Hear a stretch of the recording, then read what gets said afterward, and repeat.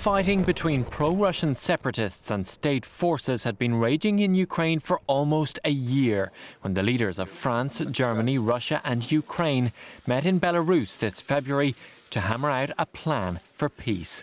One ceasefire had already collapsed within days of being signed in September 2014, and now heavy shelling was frequent once again.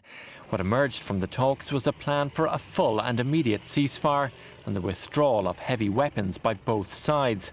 Overnight there was a significant decrease in attacks, but within hours cracks were already starting to show. Rebels in the strategic transport hub of Debaltseve announced they wouldn't honour the ceasefire. Both sides claimed the city was on their side of the ceasefire lines, and fighting continued. This the effect of a mortar hitting a gas pipeline just a few miles away. A member of a Ukrainian TV crew was injured.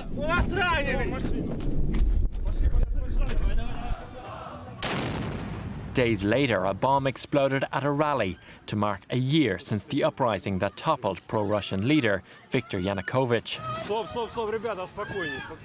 And over the months that followed, the rebels continued to take dozens of towns and villages from Ukrainian control. Through it all, the ceasefire held, on paper at least.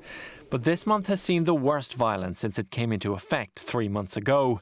On the 6th of May, 5 Ukrainian servicemen were killed around Donetsk and Luhansk. 12 more were injured.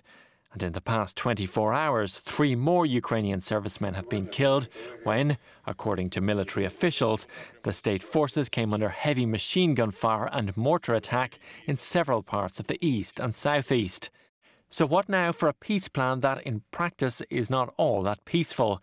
The spotlight falls once again on this man, long suspected of pulling the rebel strings. Vladimir Putin has always denied providing backing to the separatists in Ukraine, but many believe the supply of arms and heavy machinery from Russia is fueling the crisis. Today, French President François Hollande, who helped broker the ceasefire plan in Minsk, said pressure needs to be applied to Russia to respect it.